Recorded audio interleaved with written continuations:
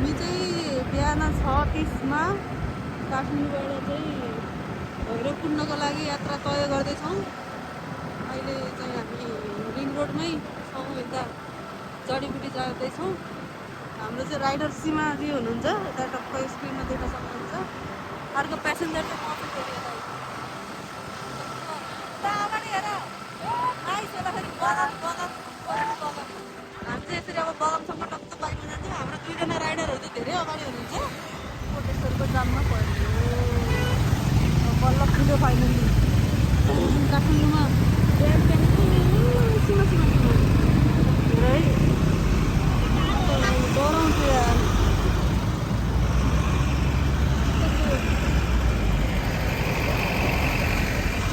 जाममा परेर हामी फेरि अगाडि बढ्दैछौँ।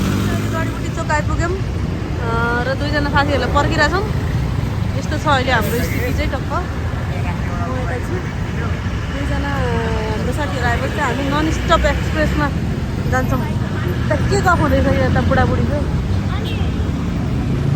मेरो भाइ चाहिँ बाबालाई फोन गर्दैछ। यो चाहिँ हाम्रो सिटिभिटी भक्तपुर आइपुग्यौँ। साथी टिभी अगाडि पछाडि चाहिँ छोडिदिउँ।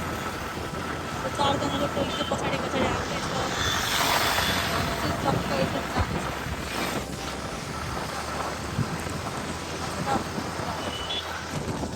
सर्टिफिकेट लेख्नु है त्यो चाहिँ। हामी अगाडि बढ्दैछौँ। बिहान बिहानको ब्रेकफास्ट चाहिँ यस्तो भइरहेछ कि म त राइडमै मस्त खाइरहेको छु। हेल्दी ब्रेकफास्ट भइरहेछ। अहिले चाहिँ हामी सूर्यपीर आइपुग्यौँ। चितवनको गर्मीबाट डुम्रेको गर्मीबाट यस्तो ठाउँमा आउँदा मान्छेले कस्तो महसुस गर्छ होला है। कस्तो कति राम्रो वेदर छ। चक्क शीतल छ। जाडो जाडो हुन आँटिसक्यो अब त हामीलाई। केही छ भन्नु? कस्तो लागिरहेको चितवनको गर्मी खाएर काट्नु आइरहेको छ। वाउ, मनाङ मुस्ताङ गएको जस्तो फिल भइरहेको होइन सिलु?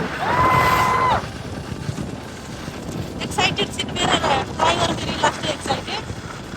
के गरौँ खै, अति एक्साइटेड भइछु। बाटो चाहिँ दामी रहेछ सलल। अघिसम्म चाहिँ यो धुलिखेल आउनुसम्म चाहिँ धुलै धुलो भयो। खै नाप्न त्यही भएर धुलिखेल राखेर चाहिँ क्या हो है। यो पेप्सी कोला होइन, कहाँ कुरेको थियौँ हाम्रो जडीबुटीमा कुरेको मान्छेहरू यहाँ केराघारीमा आएर भेट हुनुभयो। सिधै फाइनल्ली भेट भयो भन्नु पऱ्यो। अनि त्यसपछि गएर यहाँ लस्सी खाँदैछौँ। बल्ल हामी एउटा ब्रेक लियौँ है त।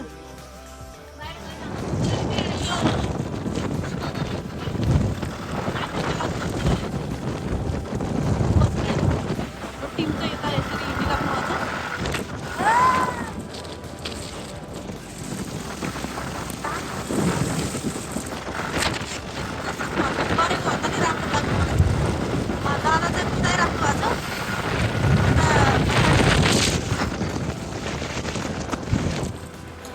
हामी चाहिँ पाँचखाल बजार कटेर यो रमाइलो बाटो हुँदै तोराल घाटतर्फ अगाडि बढिरहेका थियौँ। बाहिरमा गफ गर्दै थियौँ स्कुटरमा। अगाडि गाडीले धुलो पनि उडाइरहेको थियो।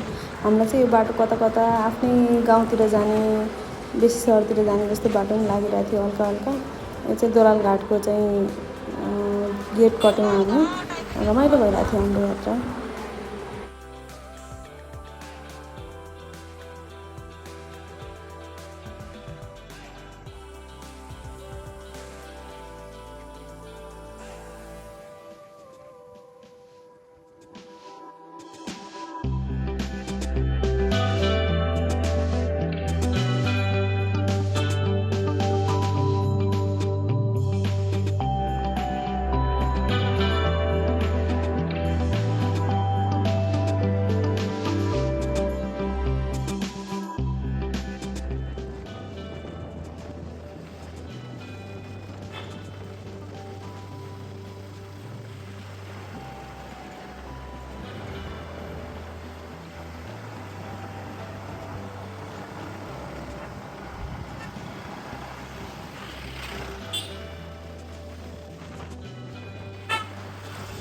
टोरमा आएर हामीले यस्तो बिसाइयो एकपल्ट। त्यति ठुलो बजार रहेछ। यो चाहिँ चरीकोट जाने र तातोपानी जाने बाटो छुट्टिने बजार चाहिँ यो रहेछ।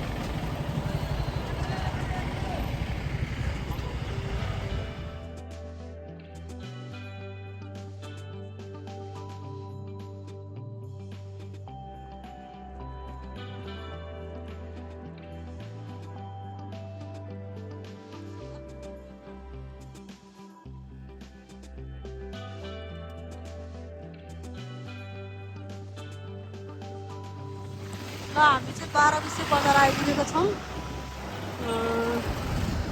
लगभग 1.5 घन्टामा चाहिँ हामी 12 आइपुग्छौँ होइन। 12 बजार आइपुग्दासम्म चाहिँ हाम्रो यति हो।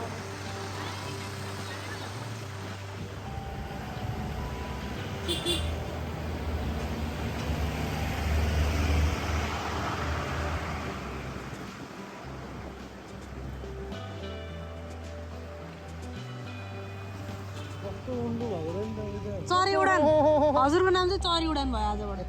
साथीहरू यहाँ चाहिँ खोलाले डोजरलाई पकाएको कि डोजरले खोला अन्त्य बगाउन खोजेको हो भन्ने अलिक थाहा भएन। यति राम्रो दाउरा है, बाटो त यस्तो आनन्द कस्तो लागिरहेको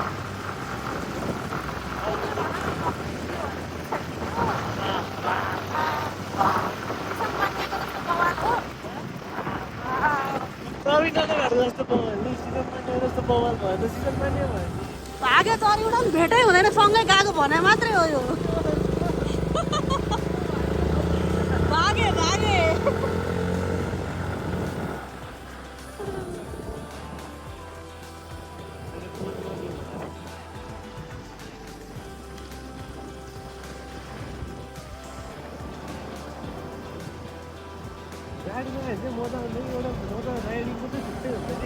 मेरो भाइको गफ पनि सुन्दै गरौँ है गाइस। बिचमा यसो उसले दिइरहेछ आफ्नो तारिफ।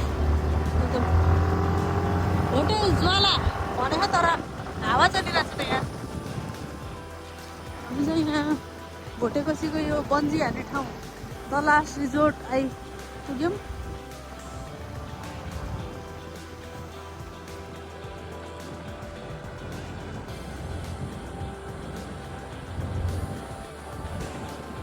यो चाहिँ तातोपानी खासा जाने बाटो, जुन ट्रक भएको चाहिँ चाइनाबाट जाने बाटो रहेछ। अनि हामी जाने बाटो चाहिँ यस्तो छ होइन। हामी चाहिँ अब यो लिस्ती हुँदै छगाम बगामतिर लागिरहेछौँ। अब चाहिँ हाम्रो अफ रोड एडभेन्चर सुरु भयो। भाइ कस्तो लागिरहेछ तिमीलाई?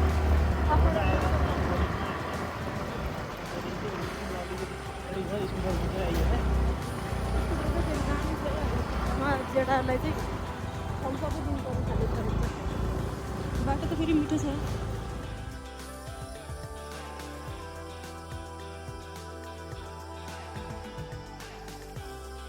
हामी चाहिँ एकदमै राम्रो लिस्टिङमा मन्दिर आइपुग्यौँ। अहिले चाहिँ